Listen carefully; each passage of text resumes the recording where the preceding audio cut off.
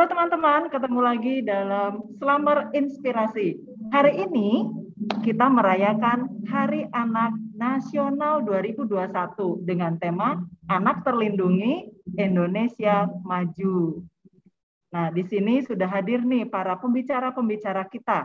Ada Pak Yusuf Dodi, ada Ibu Susan Agneswati dari SMP Ignatius Slamet Riyadi. Kemudian ada juga nih Angel Aurelia, OSIS-nya SMP Slamet. Dan ada wajah baru nih di sini. Ada Zevan dan Livia. Mereka adalah alumni-alumni dari SMP Slamet Riyadi. Oke, teman-teman, apa yang terlintas dalam benak teman-teman ketika mendengar kata anak? Kan kita sedang merayakan Hari Anak Nasional nih. Bisa di dalam kalimat singkat aja ya, atau 2 kata boleh ya. Pak Dodi, kalau mendengar kata anak nih, apa yang terlintas di benak Pak Dodi? Anak itu yang dilahirkan oleh seorang ibu. Oke. Yang dititip. Oke. Nggak apa-apa, nggak ada yang salah ya. Kalau Bu Susan gimana Bu Susan? Yang terlintas ketika mendengar kata anak itu apa? Ya, anak itu adalah sebuah titipan dari Tuhan. Anak juga yang harus dilindungi. Anak juga yang harus kita pelihara. Kalau dari Livia apa nih? Menurut saya anak itu anugerah yang tak ternilai, Bu. Anugerah tak ternilai. Zevan, ini langsung ya ini satu-satu nih. Zevan gimana? Kalau saya anak itu kayaknya harapan orang tua nih, Bu. Harapan orang tua. Soalnya kayaknya semua orang tua menaruh harapannya pada anaknya gitu. Jadi menaruh harapan orang tua. Oke, terima kasih. Kalau Angel sendiri gimana nih, Angel? Menurut aku, anak itu ya sesuatu yang paling berharga menurut orang tua. Oke, semuanya tidak betul ternilai. Ya? Tidak ternilai. Baik, terima kasih. Oke, itu adalah sosok anak menurut para pembicara-pembicara kita. Pasti teman-teman atau audiens di rumah punya pandangan tersendiri ya. Kalau saya misalnya anak masa kecil gitu ya, nggak salah, itu juga benar ya. Oke, di Hari Anak Nasional kali ini kita merayakannya dalam masa pandemi ya. Dalam masa pandemi ini anak-anak nih memiliki kesempatan bermain dan belajar yang terbatas. Kemudian juga adanya kasus kekerasan selama pandemi yang meningkat untuk anak-anak. Nah, kita harus menyikapi hal tersebut. Nah, di sini kita mau bincang-bincang santai ya tentang Hari Anak Nasional. Kalau menurut Angel nih, Angel kan masih sekolah nih ya, masih anak sekolah nih. Menurut kamu, kondisi anak-anak saat ini, itu menurut kamu gimana nih?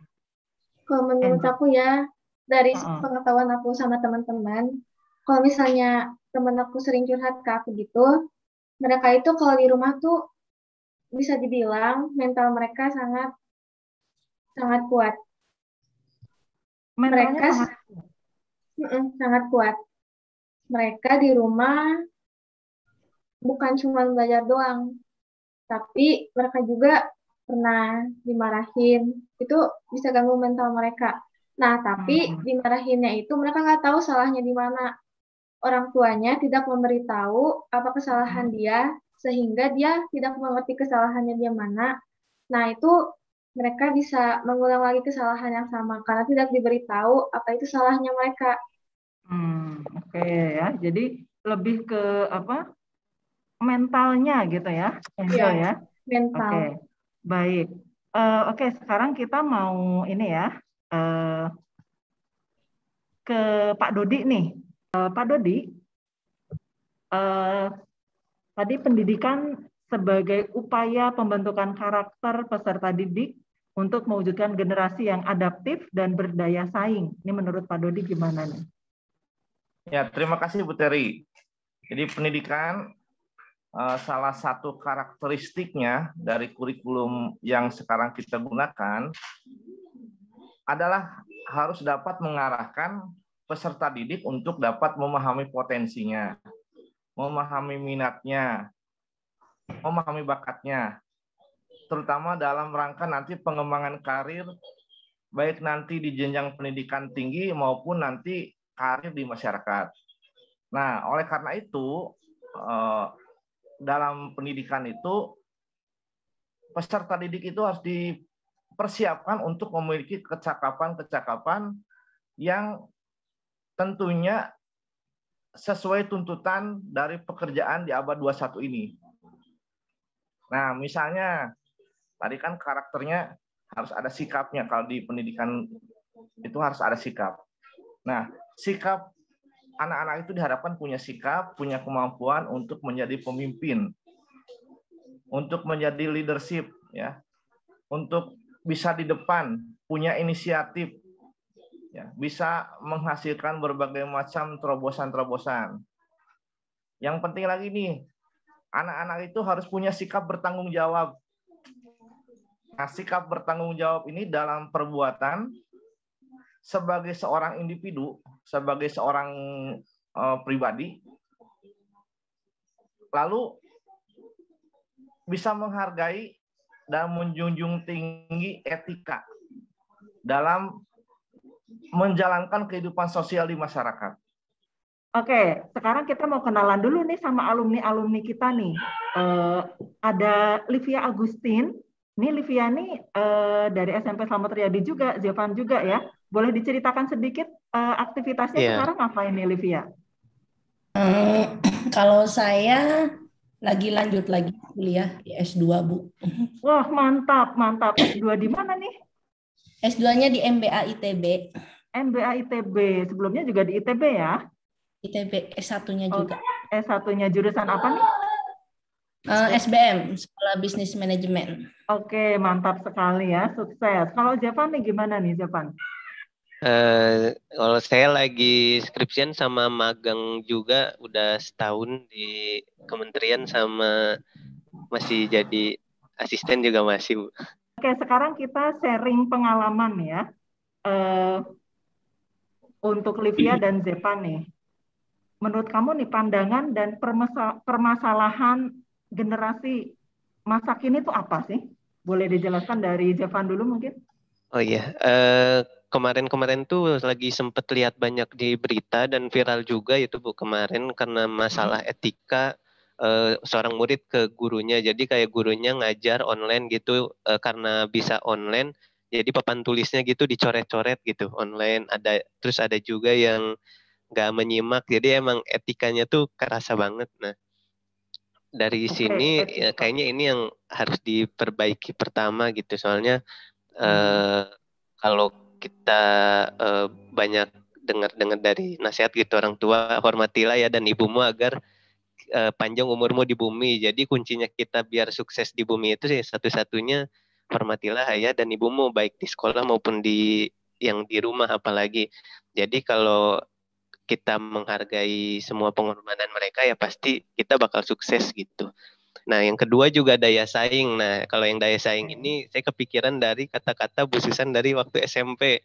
Waktu itu Bu Susan tuh pernah marah gitu di kelas. Ingat banget ya, karena semuanya tuh kelihatannya kayaknya mungkin waktu itu karena agak malas-malasan gitu. Jadi beliau komen kalau daya saing anak sekarang itu kurang banget.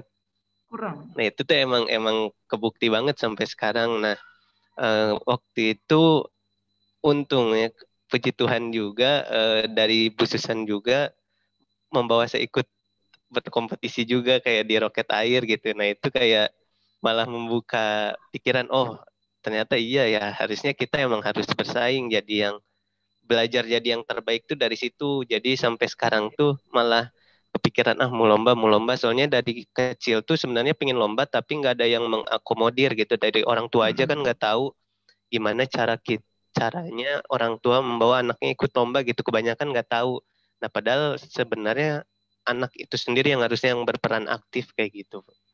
Oke, terima kasih Jeff. Kalau menurut Livia nih, permasalahan generasi masa kini itu apa sih gitu ya, menurut sudut pandang kamu?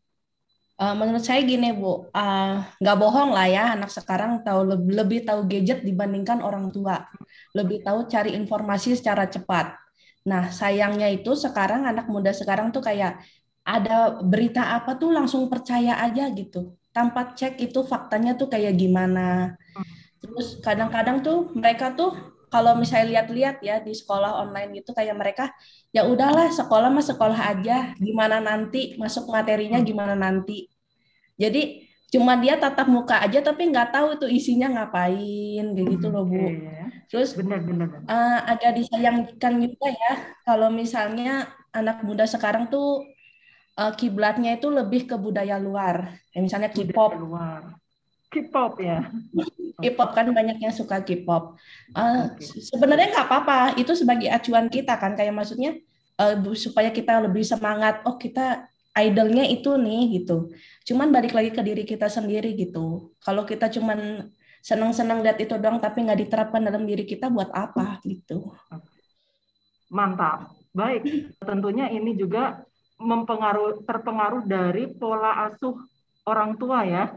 Nah, sekarang nih saya mau tanya ke Bu Susan nih sebagai orang tua ya, di sini konteksnya sebagai orang tua nih. Keluarga itu kan sebagai pendidik pertama gitu ya.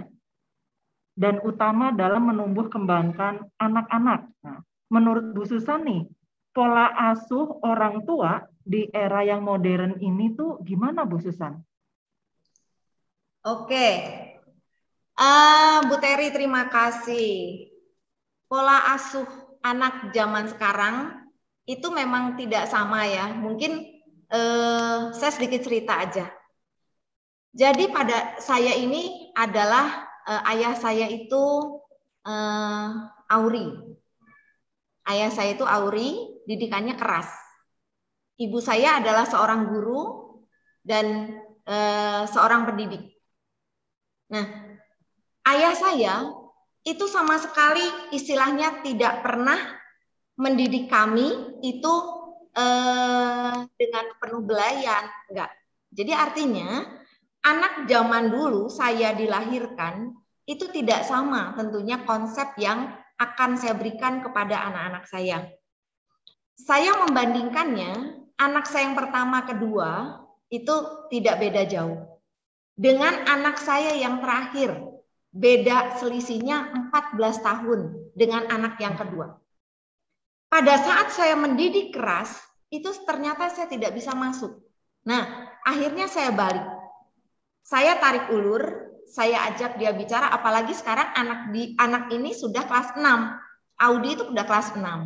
Dan dia sudah memasuki masa puber, masa peralihan dia dari anak-anak ke masa remaja. Saya pikir kalau saya mendidik dia dengan keras, dia pasti akan menjauhi saya sebagai seorang ibu. Dan dia tidak akan mau, dan dia pasti akan menjadi anak yang introvert. Akhirnya saya aja kadang-kadang kalau saya udah capek kerja, saya kadang-kadang dia ajak dia gurau ya. Bapaknya juga sama, ajak dia gurau, ajak dia ngobrol. Kadang-kadang kami kalau misalnya punya waktu hari Sabtu atau Minggu setelah selesai ibadat, selesai misa, kami bersepeda. Tujuannya apa? Kami hanya untuk refreshing. Jadi artinya tetap bagaimanapun anak harus kita bawa enjoy. Anak harus kita bawa supaya dia juga terbuka. Gitu Bu Teri. Jadi artinya ini ya ada tarik ulur gitu ya Bu Susan ya. Ya. Oke, itu kadang-kadang itu memang sulit dilakukan ya Bu Susan ya. Betul. Kadang kalau kita terlalu keras, ya anak zaman sekarang nih kalau terlalu keras dia bisa keras lagi ke kita. Betul. Ketika kita melunak, dia melunjak gitu ya. Kadang seperti itu. Iya, betul. Baik, terima kasih Bu Susan. Nah, ini balik lagi nih ke Angel ya. Angel, kamu sebagai pelajar nih, karakter pelajar menurut Angel seperti apa sih yang menurut kamu tuh baik atau ideal itu gimana? Menurut aku tuh yang konsisten, bertanggung jawab, sama mandiri. Yang paling susah itu konsisten.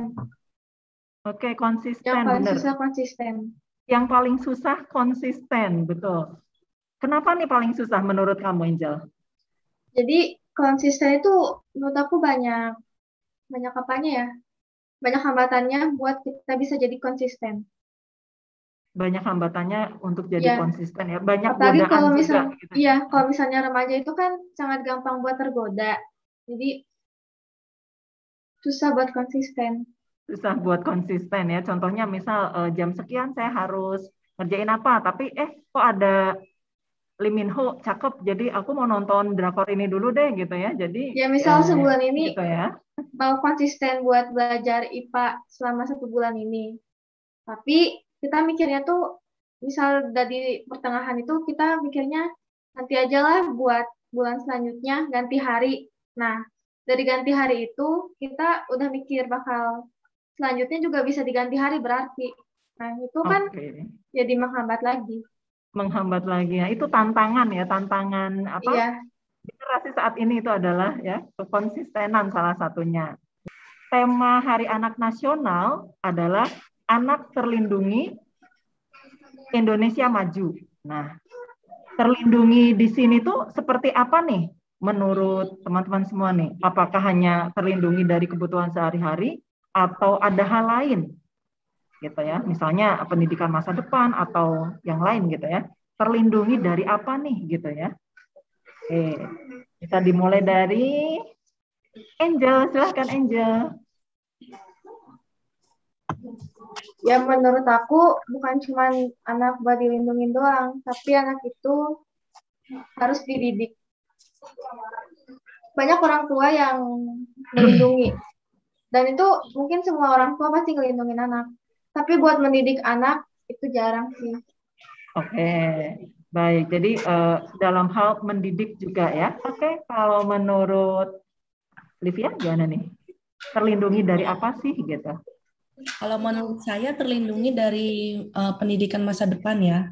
Maksudnya kan pendidikan semakin tahun semakin berkembang kan Bu, bukan hanya di situ-situ aja, mungkin ada perubahan, ada inovasi dan sebagainya. Mungkin anak-anak juga harus bisa terlindungi dalam adaptasi ke pendidikan yang akan selanjutnya mereka tempuh. Menurut saya itu. Oke, mantap. Oke nih lanjut ke Pak Dodi deh. Ya, melindungi anak kalau dari sekolah mah, sekolah harus bisa memastikan semua anak bisa belajar, termasuk untuk menutupi kesenjangan digital. Jadi ada kesulitan anak tidak punya HP atau apa, sekolah harus bisa menutupinya. Hak-hak anak untuk belajar harus tetap ada, harus dilindungi. Baik. Lanjut ke Jepang nih. Setelah itu Bu Susan ya langsung. Oke. Di pertanyaan yang sama ya Bu ya? Iya dong, terlindungi dari apa? Oh iya, kalau terlindungi, kalau dari menurut pandangan saya terlindungi dari teknologi sendiri itu. Teknologinya itu kan banyak yang masuknya sebenarnya harusnya yang positif, tapi malah banyak yang masuknya itu yang negatif gitu. Nah, ancaman-ancaman yang kayak gitu yang harusnya kita ada sikap preventif atau menjaga gimana supaya anak nggak dapat dampak negatifnya. Sekarang semua anak itu dikit-dikit nangis, dikit-dikit HP-nya udah miring aja main game gitu Bu. Terus udah nggak tahu itu kemana aja, orang tuanya aja nggak ngelihat anaknya di HP main apa aja gitu. Nah sebenarnya itu yang harus dijaga gitu. Malah mirisnya sekarang mereka lebih tahu banyak muka-muka orang asing gitu, terutama yang K-pop tadi kata Livia, daripada muka ibu kita Kartini itu, Era Kartini.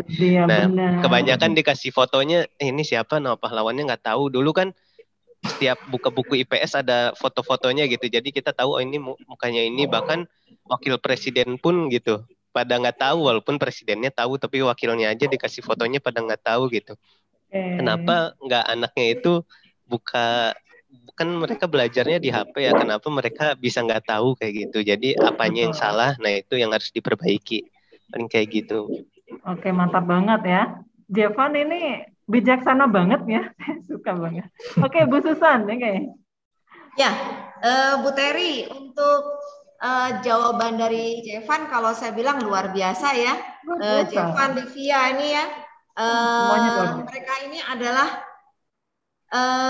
anak-anak yang lulus dari SMP Ignatius Selamat Riyadi yang saya bilang top.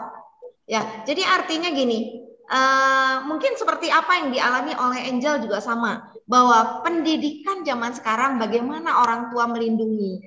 itu memang dalam keadaan orang tua itu sulit, Bu Teri. Kenapa sulit? Karena orang tua seperti saya ini itu adalah generasi yang sangat tertinggal jauh daripada mereka. Jadi akhirnya terjadi crash di sini.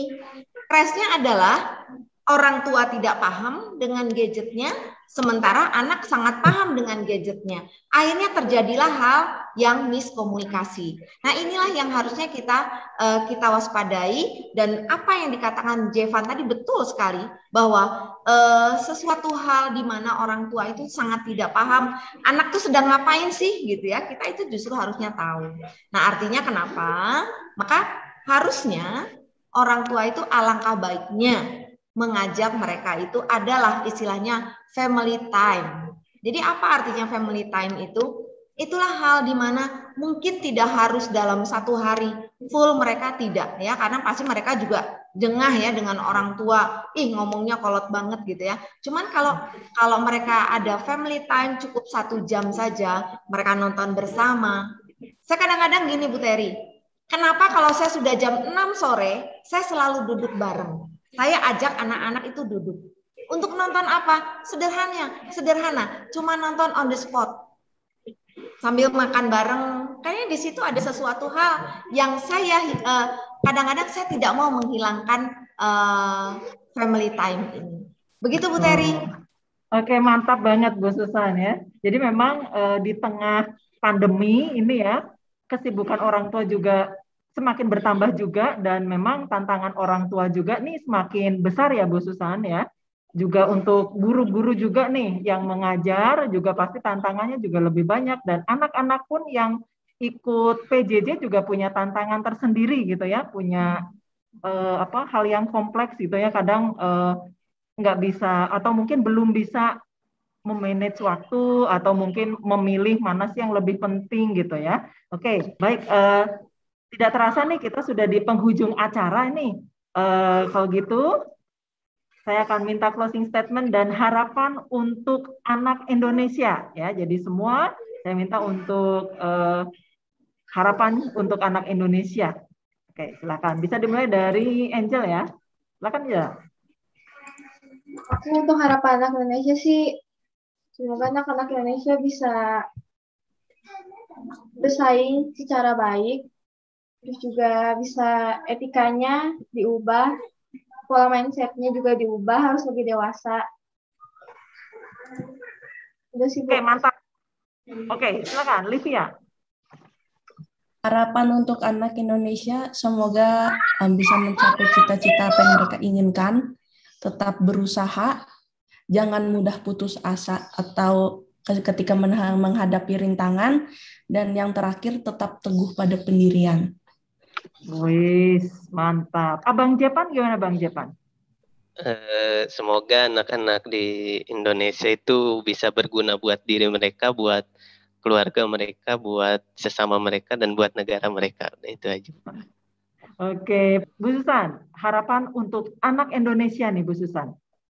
Oke, harapan untuk anak Indonesia. Anak Indonesia adalah anak yang punya masa depan yang cerah, berbudi pekerti luhur, dan jujur. Mantap. Oke. Nah, teman-teman terima kasih telah hadir dalam room meeting ini, dan juga terima kasih untuk teman-teman semua anak-anak Indonesia yang sudah bergabung dalam Slammer Inspirasi kita hari ini. Closing statement dari saya sangat tergerak dan tersentuh nih oleh perkataan Jevan, tapi dulu ya, waktu talk about Hari Guru. Jadi saya akan mengutip kembali nih. Untuk anak-anak Indonesia, kalian adalah energi masa depan Indonesia. Selamat Hari Anak Nasional. Terima kasih. Selamat Hari Anak Nasional untuk anak-anak semuanya. Pesan dari Bapak, semoga kalian semua mampu mengatasi segala kesulitan di saat pandemi ini. Selamat Hari Anak Nasional, semoga keceriaan selalu terangkai di hati kalian. Meskipun masa pandemi seperti ini, ayo kita berkreativitas, gunakan waktu lebih bermanfaat.